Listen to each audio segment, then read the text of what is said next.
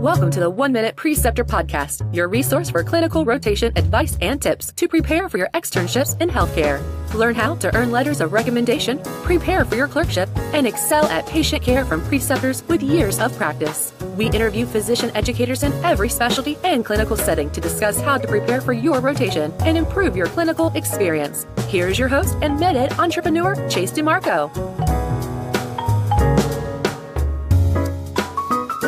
Dr. Errin Weisman is a family physician, life coach, speaker, and podcaster, and has a unique educational setting in rural Indiana, which has allowed her to broaden her clinical practice in many fascinating ways. And we're going to discuss how some of those ways can impact the educational setting. Dr. Weisman, thank you so much for coming on the show. Yeah, thanks for having me. An icebreaker I like to start with is, what is the funniest or scariest thing that you've ever seen in the hospital setting? Well, I don't know about ever seen, but one that I can think of just off the top of my head that's happened within the last year or so. So I was doing a shift in the ER and a kid came in and the nurse came out of the room after she was treated. She's like, "Oh my God, Dr. Weisman, this kid has a knife in his foot." And I was like, "What? A knife in his foot? How did this happen?" And so, kind of hustled up in there and I was like, "Well, is there blood everywhere?" She's like, "No, he's still got his shoe on. He stepped on it." And I was like, "What?" He was playing with a pocket knife and he stepped on it and it went through the sole of his foot into his foot. She's like, "Yeah." And I was like, "There's no blood." She's like, "No, there's no blood." And I was like, okay. So I go in there, I get the story, I see the kid. He's obviously not in acute trauma. We don't need to get our surgeon down there right away. And I'm like, "Well, can you feel your foot?" Trying to do an exam. Of course, you never take a knife out if you don't know where it's at.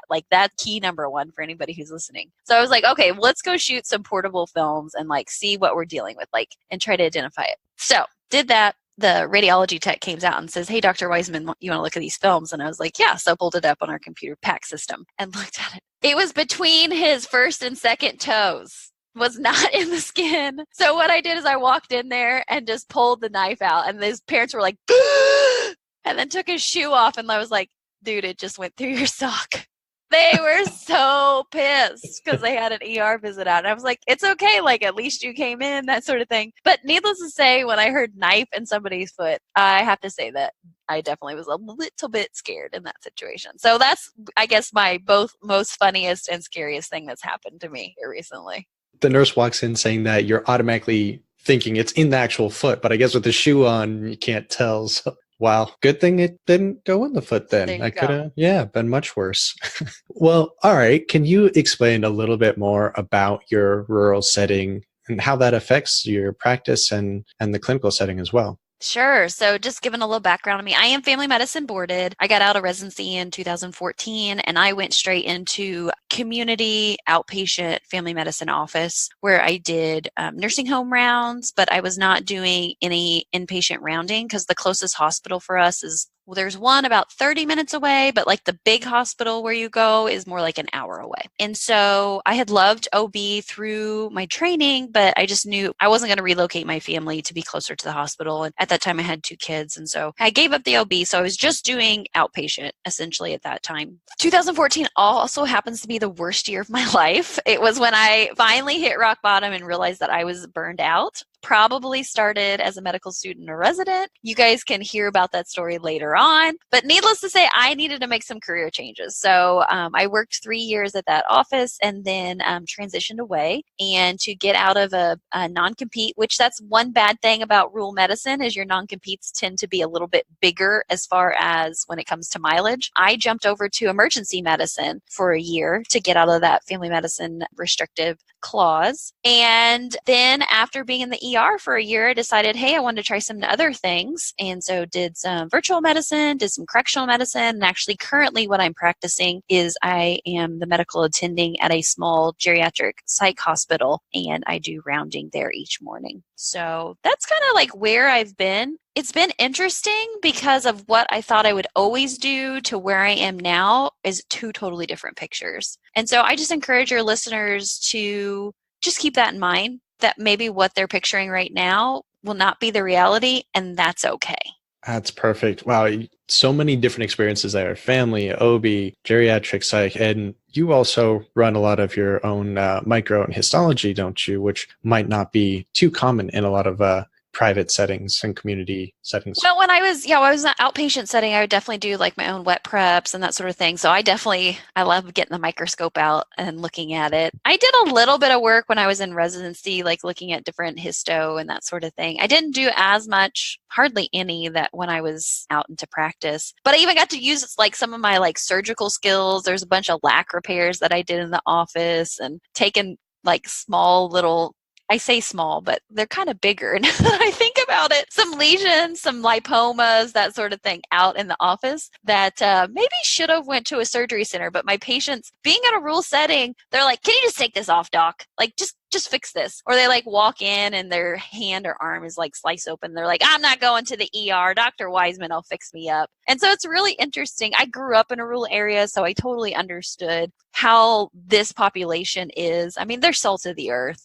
And so it wasn't a surprise to me when that stuff comes in, but it is one of those things that it really is, you've got to just like flow with it. And that's where I found most of the challenges in family medicine is like, I was in an employed position. So it was productivity was like highly hammered, but yet that's not what my population needed. I needed to have space. So when a mom walked in like and said, hey, Jimmy fell down at school today. Can you check him out? We're not going to drive an hour to urgent care because they're going to be closed by the time we get there. Like, what do you think? Can we handle this tomorrow morning going to, the big town or whatever? So yeah, it brings a totally different flavor than being in an academic setting. Yeah, it seems like a lot more variety, a lot more autonomy, and I can totally understand the patient's point of view. I don't want to drive an hour each way to go to the big hospital when, just handle it here, and probably a lot cheaper doing that too. Their perception is you can handle it, but then sometimes you're just like, holy shit, no, you've got to go see the hand surgeon because you've sliced through every fucking tendon in your hand.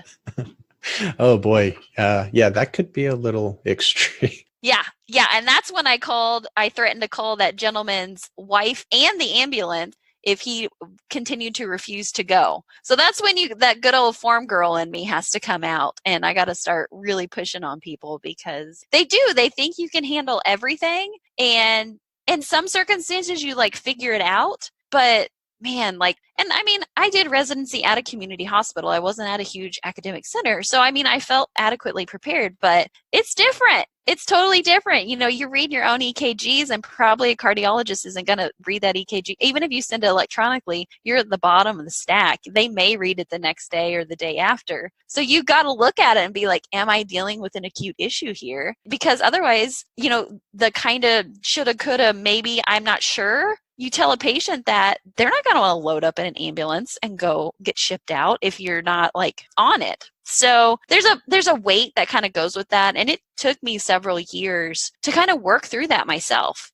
In the buzz right now in the media is imposter syndrome. And sometimes that does creep in, especially in the rural setting when you're the highest level of education and there's not some specialist just down the hallway where you can be like, hey, what do you think about this? Wow, great points. It probably is a little bit scary then. You are the top of the food chain when it comes to some of these decisions and just knowing what to do, sort of being responsible for the outcomes. Is it due to the rural setting that has also sort of allowed you to explore other aspects like speaking and the podcast and all these extracurriculars that you do? Absolutely.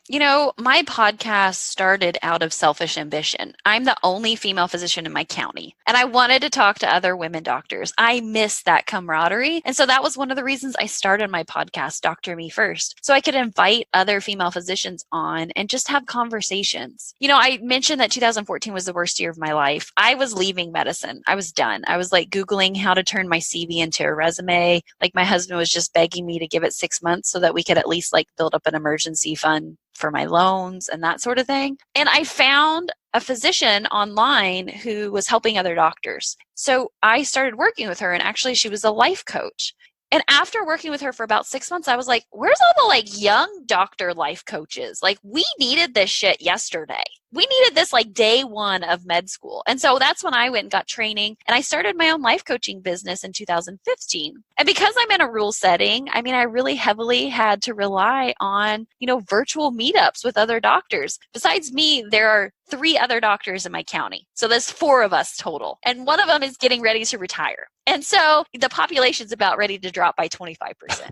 And so I knew that doing this, I was going to have to really get outside of my territory, so to speak, and move. So that was part of it too, that I had to integrate that into my medical practice. Then I knew like I wanted to be an entrepreneur and I wanted to help physicians and medical students and residents with life coaching because I had experienced how powerful it was. But there was definitely challenges with that because of my location. I mean, I think the rule definitely helped with it because it motivated me into isolation to see that I needed other people. But then it's also been a hindrance as far as like with travel and getting places. Out of curiosity, if there's only 4 physicians in your county, how large is your county or population-wise? About 14,000 people. Okay, so yeah, that's about 1 per 4-ish thousand people. That's quite a bit. Yeah, it's huge. It's huge. And I mean, we're totally underserved. We need more. And it's just, that's one of the struggles with rural medicine. I mean, it's beautiful here. I love living here. My husband farms in this area. We're raising our children. And so, I mean, there's those perks with it, but you have to be a certain personality type to not be able to get to the grocery store for about 20 minutes. You can't just drop in around the corner or, we have places to eat, don't get me wrong, and they're super good, but there's no Target. Like I've got to go an hour to Target. But they have gotten better with our Amazon drops. So it's not always 2-day, but we're getting really close on that too. Well, good. That's a very important aspect of modern day living. Got to have that Amazon shipping. So getting into the rural setting and explaining to the audience if this might be something that they're looking at pursuing in the future, there are not generally a lot of rural clinic experiences that they can do. All the academic settings are, for the most part, in the cities. So I know you take on a lot of different students or have in the past. Well, I would almost challenge that thought. Okay. I think there are a lot of opportunities in the rural setting. You just don't know about them as a student, unless you have a direct connection or, you know somebody who rotated there and they can tell you about it. I mean, there's a lot of people practicing that maybe don't have a close connection with a university setting, and that's why you don't know about them. I think many times I can think of my preceptors who were outside of the local hospital. They love to have some new blood in their clinic. They loved it when they got a student or, somebody who could lend an extra helping hand in that. So I would say the challenge is not that there's not the availability. The challenge is making the connection and finding that availability. Okay, that's a great point. Then do you have any advice for finding that? Yeah, network. That's the name of the game when it comes to setting up rotations. Talking to people who are a couple of years ahead of you that maybe did a rotation that you know of. Of course, using your own network. If you know physicians in a certain area, then getting a hold of them, talking to them. It's amazing what you can find out in Facebook groups. Getting in physician Facebook groups or medical students or Facebook groups to find out hey, I'm looking for a rural rotation and seeing what you can find. Because anybody recommend maybe what you did or a physician that you'd be willing to contact me with, and asking for a mutual connection. Having that person say, this is medical student Smith, this is Dr. B. I would like to introduce you two together, because then that makes it a little bit of a more closer touch as far as with that. And I feel better as an attending physician if the student who is connecting me, I have a good connection with. It's kind of all about who you know. Other things to look forward to, get on LinkedIn. There's a lot of us doctors who are on LinkedIn, and typically I find people who are more proactive and on social media and engaged are also really engaged in education and want to be a part of that. And the caveat from that too is if you're going to set up these rotations and you're going to meet somebody new, you're going to have really good communication skills, and you need to show up being a rock star to said locations. You're not just there to hang out in the woods and go hiking every day. I mean, you're there to learn, and they have taken invested interest in you to help you learn. Because I think sometimes people think rural rotation is a vacation month. Actually, I can think of 2 different students who kind of did that to me. And I'm like, hell no, we work just as hard as in the hospital. And so just keeping that attitude, it may be a different environment. We may wear blue jeans and flip-flops or whatever. It's a little bit different, but the work is still there. And that's, to me, one of the most important things when I'm precepting somebody. I honestly don't care how much your IQ is. I don't care what you scored on your different tests. I really want to know that you're interested in learning and that you care about my patients that you're helping take care of, because you're part of the team when you come into my office. Great points. And then, yeah, the differences that there might be within the rural setting or city setting, I guess, are things that most students are not going to be aware of. So they might think, well, it takes me a lot longer to get to and from this rotation than normal. Maybe it is going to be an easier one. Maybe the patient load is going to be less per day, so it can be an easy one. But really depends on, I guess, forming between the preceptor and the student that expectations ahead of time and figuring out what needs to be done and what the preceptor expects in that setting. And I think that's one of the best things you can do as the student is just to ask, what are your expectations? Because a good preceptor is going to be able to tell you that.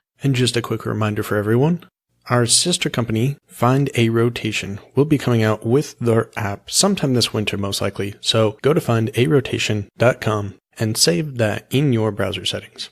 Also, if you do not listen to the Medical Mnemonist podcast, my other show, we are starting a book giveaway for our book, Read This Before Medical School. It'll be going on for the next several weeks, and you can access the giveaway by going to book.freemeded.org/giveaway. With this link, you'll be able to earn free raffle tickets to earn your own copy of Read This Before Medical School. Again, that is book.freemeded.org/giveaway. Are there any types of maybe best practices or anything to prepare for rural rotation that maybe wasn't necessary for their past rotations if they've already done some? I don't really know. As you're asking that, I'm like, well, you need to bring all of your accessory brains, be that on your phone or your handbooks, and of course bring your stethoscope and that sort of thing. But it's just, I don't know how I could say it would be different because really you never know what that day is going to bring. Keeping an open mind, I guess, would be a great way to do it. And as opposed to some other settings where you might have a particular book or a website or something that you look at, skim through before starting the rotation, this is possibly going to encompass so much more. It might be difficult to give a single resource or a single bit of advice.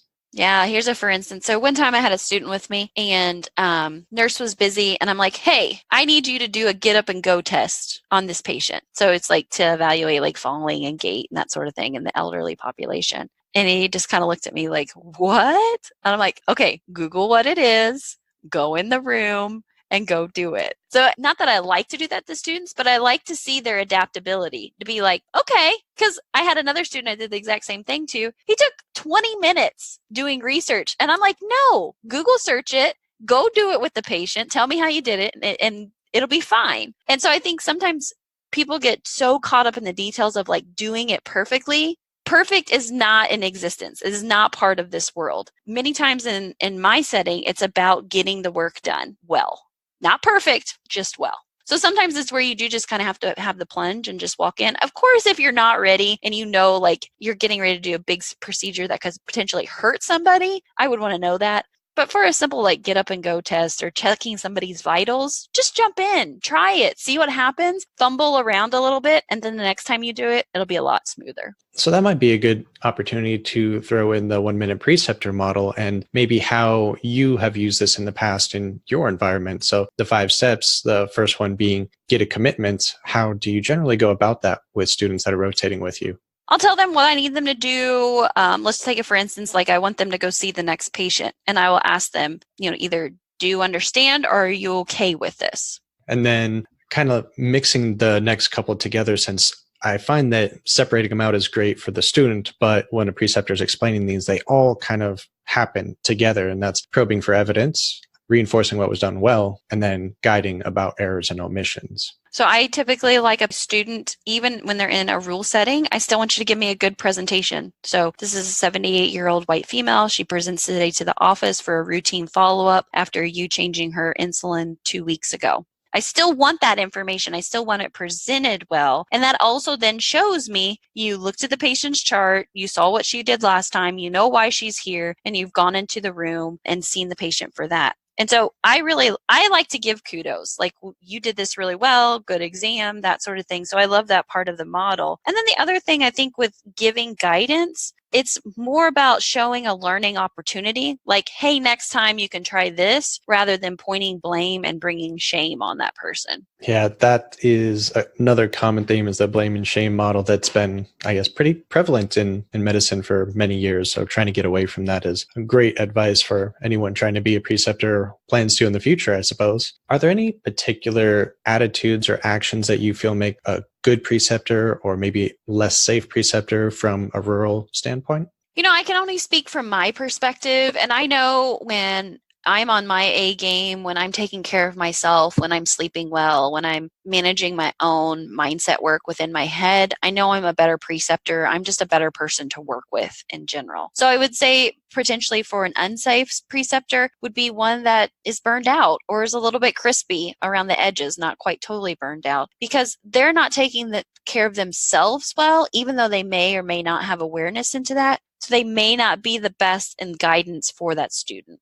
Are there any particular maybe mistakes or learning experiences you've seen in the past, something that really stands out that taught you something significant? I hate it when preceptors just jump down people's throats and just totally berate them, shame them. It's been done to me, and I hate the feeling. I hate when colleagues of mine, residents, medical students, when I was working with them, when it happened to them. And I just don't think it's acceptable moving forward. And I know that's a really hard position for students to report, but there has to be some action around this. This is not business as usual. This is not how we should continue educating. We don't eat our young. We need every single person in medicine and to help them find their fit. And even maybe if you're on a rotation that like, hey, I am never doing OB.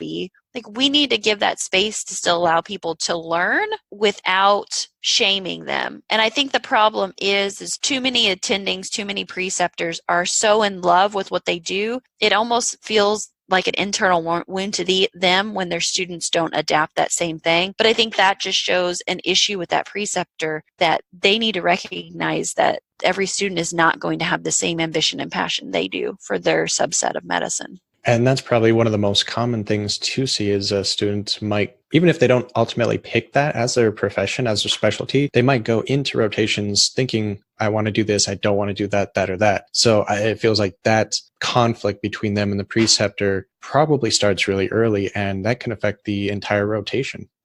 My experience too is a little bit different. I felt like almost like a faker on different rotations, because I felt like I had to pretend and fake my way through the rotation and try to act interested and ask questions and all of that kind of bullshit.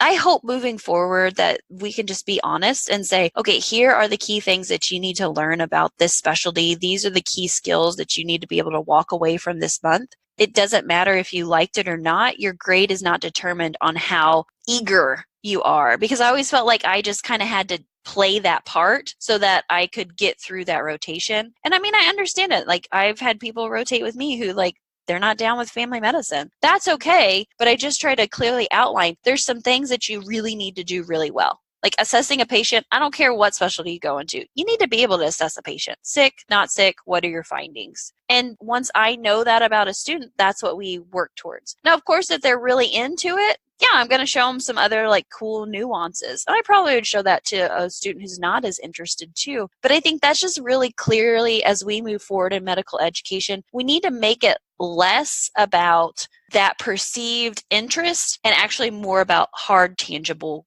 outcomes and goals. Actually, that's a great point. Yeah, the opposite side of the spectrum. And I think a lot of students read, blogs and have advice from their academic advisors and get one of the two stories. Either go in there, be honest ahead of time that you're currently not thinking about this specialty, or go in there and tell every single doctor that you love it and look for the best letter of recommendation and really kiss some butt. And I guess those two different philosophies can differ greatly on how a student approaches the rotation and what kind of relationship they're going to start off with the preceptor. It's hard. I want to acknowledge that to everybody who's out there. It's really hard to balance that relationship dynamic. Agreed. There's another question that most students have, and that's regarding letters of recommendation. And there's a lot of conflicting advice about that as well. So what are your thoughts on that, or how should a student approach you if they wanted a letter of recommendation? I mean, I think it starts with a conversation. I don't want to just get a random letter or email hey, can you write this for me? I want to sit face to face with them so that I can have an honest and open conversation about it. Because if I feel like I can write a good recommendation letter for them, then I'm going to be able to tell that.